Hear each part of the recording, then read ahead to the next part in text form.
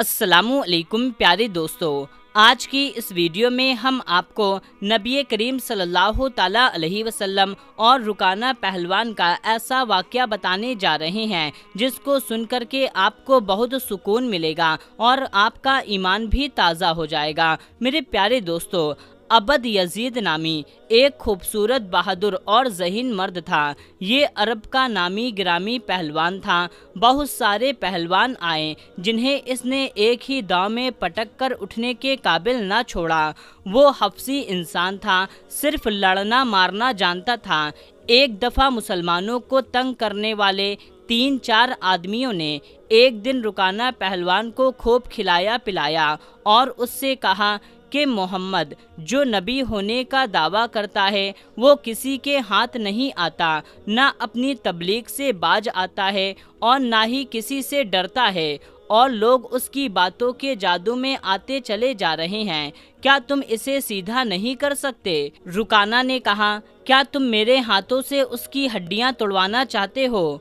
रुकाना ने बहुत ही बड़े तकब्बुर भरे लहजे में कहा, लाओ उसे मेरे मुकाबले पर, लेकिन कहीं वो मेरा नाम सुन करके मक्के से भाग तो नहीं जाएगा।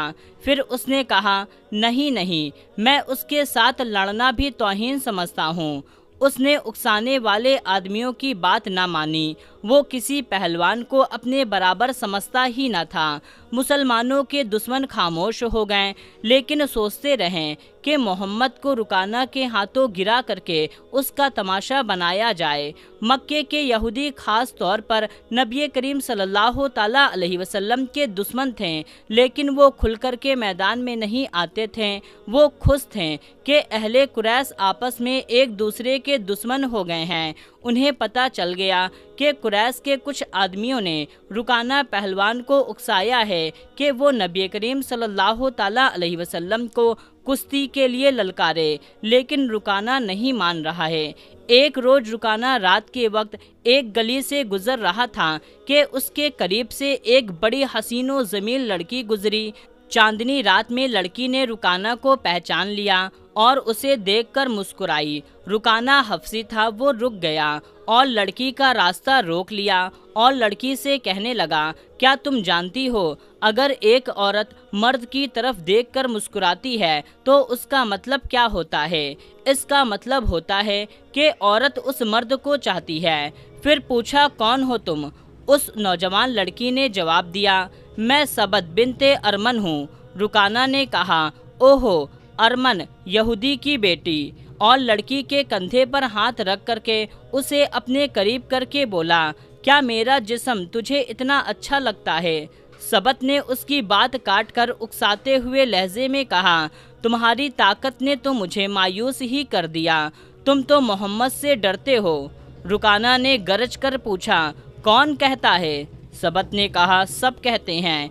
इसलिए पहले मोहम्मद को गिराओ और अपना जिस्म मैं तुम्हें इनाम के तौर पर दूंगी। रुकाना ने कहा, अल्लाह के बेटे और बेटियों की कसम, मैं तेरी बात पूरी करके तेरे सामने आऊँगा, लेकिन तूने ये गलत सुना है कि मैं मोहम्मद से डरता हूँ।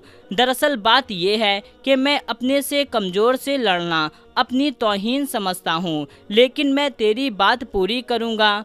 मशहूर मुअर्रिख इब्ने हिसाम ने लिखा है कि नबी करीम सल्लल्लाहु ताला अलैहि वसल्लम ने खुद रुकाना पहलवान को कुश्ती के लिए ललकारा था, लेकिन दूसरे मुअर्रिख ने जो शहादत पेश की है वो सही मालूम होती है कि रुकाना ने मोहम्मद सल्लल्लाहु ताला अलैहि वसल्लम को कुश्ती के लिए ललकारा और कहा, ऐ मेरे बेटे, तुम बड़े दिल और बड़ी ज़ुर्रत वाले आदमी हो। मैं ये भी जानता हूँ कि तुम झूठ बोलने से नफ़रत करते हो, लेकिन मर्द की ज़ुर्रत और सताकत का पता अखाड़े में चलता है। आओ मेरे मुकाबले अखाड़े में उतरो। अगर तुम मुझे गिरा दो तो मैं तुम्हें अल्लाह का भेजा हुआ नबी मान लूँगा। कसम अल्लाह की, तुम्हारा मज़हब कबूल कर लूँगा, लेकिन एक भतीजे और चचा की कुश्ती नहीं होगी। नबी करीम सल्लल्लाहु ताला अलैहि वसल्लम ने रुकाना की ललकार के जवाब में कहा, ठीक है, یہ لڑائی ایک بت پرست اور سچے دین کے پیغمبر کی لڑائی ہوگی۔ اگر تو ہار گیا تو اپنا وعدہ نہ بھول جانا۔ یہ خبر مکہ کے شہر میں آندھی کی طرح پھیل گئی۔ رکانہ پہلوان اور محمد صلی اللہ تعالیٰ علیہ وسلم کی کشتی کا مقابلہ ہوگا، اور جو ہار جائے گا وہ جیتنے والے کے مذہب کو قبول کر لے گا۔ قریش کا بچہ بچہ، مرد اور یہودی ہجوم کر کے آ گئے۔ مسلمان کی تعداد اس وقت بہت تھوڑی تھی۔ وہ تلواروں اور برچھیوں سے مسلط ہو کر آئے، کیونکہ انہیں خطرہ محسوس ہو رہا تھا کہ شاید قریش کشتی کے بہانے بنا کر کے نبی کریم صلی اللہ تعالیٰ علیہ وسلم کو نقصان پہنچائیں گے۔ عرب کا سب سے زیادہ طاقتور اور حفصی پہلوان رکانہ بن عبد یزید نبی کریم صلی اللہ تعالیٰ علیہ وسلم کے مقابلے پر اترا۔ اس نے حضور پاک صلی اللہ تعالیٰ علیہ وسلم پر ایک طنجیہ نظر ڈالی اور آپ صلی اللہ تعالیٰ علیہ وسلم پر تھپکی کسی۔ آپ صلی اللہ تعالیٰ علیہ وسلم نے دعا پڑھی، بسم اللہ توکلت علی اللہ ربی و ربک اللہ۔ جاد المعاد میں علامہ ابن قیم نے یہی دعا نقل کی ہے، یعنی شروع کرتا ہوں اللہ کے نام سے، اور اسی پر میرا بھروسہ ہے جو میرا اور تیرا دونوں کا رب ہے۔ پھر آپ صلی اللہ تعالیٰ علیہ وسلم مکمل خاموشی اور اطمینان سے رکانہ کے آنکھوں میں آنکھیں ڈال کر دیکھتے رہیں، وہ بے خبری میں کوئی داو نہ کھیل جائے۔ رکانہ اپنے ارد گرد یوں گھومتا رہا جیسے شیر اپنے شکار کے ارد گرد گھومتے ہیں۔ کفار کا ہجوم نبی کریم صلی اللہ تعالیٰ علیہ وسلم کا مذاق اڑا رہا تھا۔ مسلمان خاموش تھے اور دل ہی دل میں اللہ کو یاد کر رہے تھے۔ انہوں نے اپنی تلواروں کے دستوں پر ہاتھ رکھے ہوئے تھے۔ پھر آنن فانن نہ جانے کیا ہوا کہ نبی کریم صلی اللہ تعالیٰ علیہ وسلم نے کیا داؤ کھیلا کہ مورخ لکھتے ہیں کہ آپ نے رکانہ کو اٹھا کر کے زمین پر پٹک دیا اور وہ چاروں کھانے چت پڑا تھا۔ سارے لوگ دنگ رہ گئے۔